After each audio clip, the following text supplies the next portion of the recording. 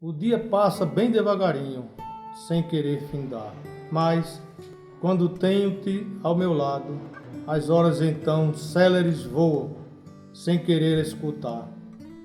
No compasso do poema Horas, a voz do filho Flávio dá vida às palavras escritas pelo pai Edson Regis em junho de 1948.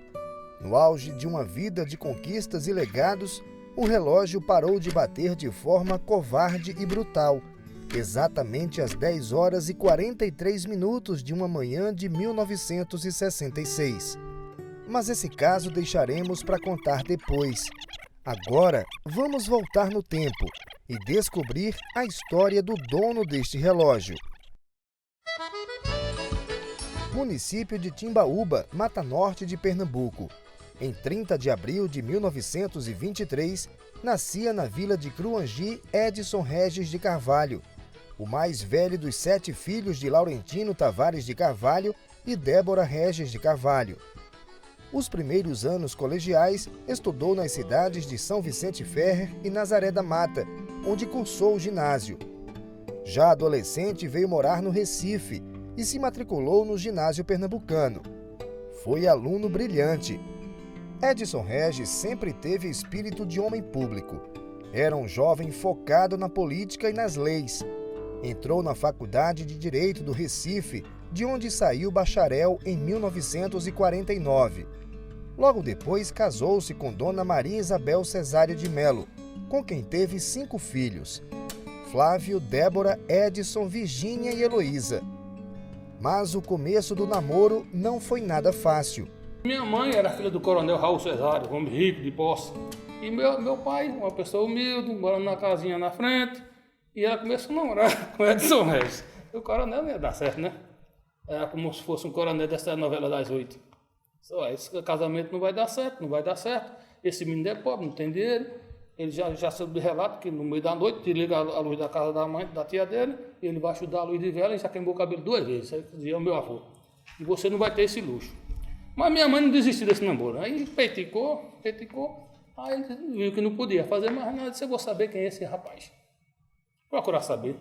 Aí foi quando ele foi ao advogado dele, que era amigo com o padre Romulo Caú, que morava ali na Porra do Shoa. Aí procura saber quem é esse rapaz. Aí passou-se o tempo. Aí Romulo chega: doutor Edson, doutor Raul, coronel Raul, o menino não tem defeitos, só não tem dinheiro, mas você tem e você vai sustentar ele. Aí ele ficou apaixonado, aí começou a ler os poemas, as escritas do meu pai, aí ficou apaixonado pelo jornalista. Ele era um homem bom, trabalhador, íntegro, responsável, bom pai e bom marido, do qual sinto falta até hoje. Apesar do pouco tempo, vamos dizer assim, de convivência, é muito presente. Ele, como um chefe de família, atencioso, dócil, apesar da sisudez, o bigode, mas ele dizia sempre: eu sou mesmo, vocês só tem esse parrapapá, né? Na verdade, vocês é que mandam, e era mesmo, mas bastante ligado aos filhos e à sua esposa também, um pai presente. Além da família, o jornalismo foi outra grande paixão de Edson Regis. Escrevia artigos de caráter político e cultural para o Jornal do Comércio e Diário de Pernambuco. Foi repórter, colunista e diretor de redação do JC. Coordenou a revista Região e foi editor do Correio das Artes. A veia jornalística ultrapassou as fronteiras. Em João Pessoa, na Paraíba, fundou o jornal A União. Foi por 2 vezes presidente do Sindicato dos Jornalistas de Pernambuco e era vice-presidente da Federação Nacional dos Jornalistas. Representava o Estado em congressos de jornalismo ao redor do mundo. Trocava experiências e correspondências com amigos de vários países. São cartas de Nova York, Lisboa, Paris. Na verdade, escrever era o hobby predileto de Edson Regis. Desde a infância, sempre gostou de soltar a imaginação, construir histórias. Cresceu e se transformou em referência da chamada geração de 45 da literatura brasileira.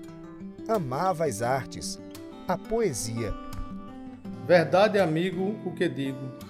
falando tanto da morte, revelei que tenho apenas um grande amor pela vida. A velha máquina de datilografia foi amiga e confidente fiel. Daí saíram seus 2 livros, O Deserto e os Números, considerado pela crítica como a melhor estreia literária da Semana de Arte Moderna do Rio de Janeiro em 1945, e As Condições Ambientes. Ganhou reconhecimento e fez muitas amizades importantes. Mauro Mota, Gilberto Freire, Vicente do Rego Monteiro, Manuel Bandeira. Nesta carta, o então escritor José Sarney pede que Edson o ajude a corrigir um dos seus poemas.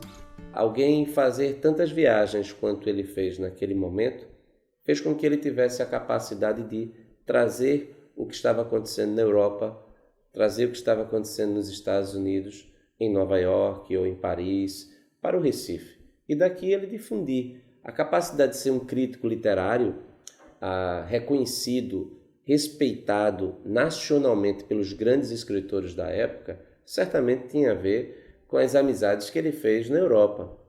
Edson Regis foi procurador federal do INSS, foi secretário estadual de administração e secretário da Casa Civil do governo Paulo Guerra.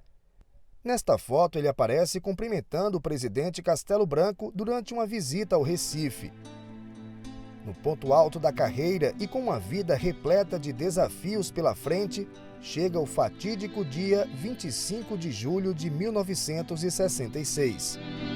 Edson Regis estava na comitiva do governo que iria receber o então candidato à presidência Arthur da Costa e Silva no aeroporto dos Guararapes. Naquele dia, uma mala foi deixada no saguão com explosivos. O alvo principal seria o general Costa e Silva, que nem chegou a desembarcar no aeroporto. É que a comitiva se atrasou durante um evento na Paraíba e ele veio de carro até o Recife, onde iria participar de um ato de campanha. Ao notar uma mala suspeita no aeroporto, o guarda civil Sebastião Tomás de Aquino, conhecido como Paraíba, decidiu retirá-la. Foi justamente quando ocorreu a explosão. 14 pessoas ficaram feridas, 2 morreram. O almirante Nelson Gomes Fernandes e Edson Regis de Carvalho.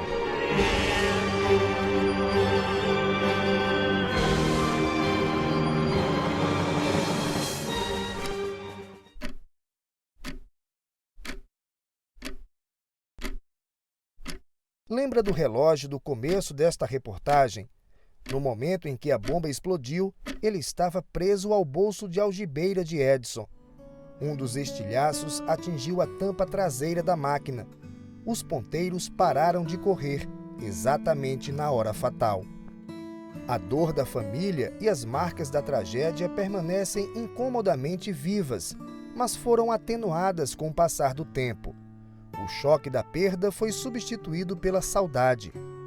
A família Regis de Carvalho teve forças para se levantar e para levar adiante o legado deixado por Edson. Nesses 50 anos da partida repentina, o sentimento de todos é unânime: orgulho. Trabalhador honesto, pai. Não tem safadeza aqui. Ser honesto. Se você tiver que ser um carroceiro, seja o melhor carroceiro, mas seja honesto. A honestidade, o trabalho e o orgulho, rapaz, que uma pessoa humilde e chegar onde ele chegou. Você vê que a gente tem que se orgulhar da pessoa dessa, que venceu. Veio de baixo estudando, com estudo, estudando. Eu lamento o fato de que a tragédia tenha ofuscado o homem, o político, o pai de família, aquela pessoa que era admirada por todos naquele momento, em Recife, em Pernambuco, no Brasil, e que quando se fala Edson Regis, hoje o que vem à tona é o ataque terrorista de 1966, em 25 de julho. E a gente esquece que entre as vítimas fatais, estavam lá um jornalista, um poeta, um homem, um cidadão, um pai, um homem que deixou marcas profundas positivas por onde passou, seja na política, seja nas artes, seja no jornalismo, como uma pessoa que exerceu uma posição de liderança. Uma vez ele me falou isso: olha, se tiver nada para deixar, eu estarei satisfeito se deixar o nome. É isso que você tem que deixar para os filhos. E as coisas você conquista, coisas materiais, mas o nome e fazer e construir um nome é muito difícil. Então ele deixou e hoje ainda todos, né, eu tenho orgulho e tenho satisfação de ser filho de quem sou.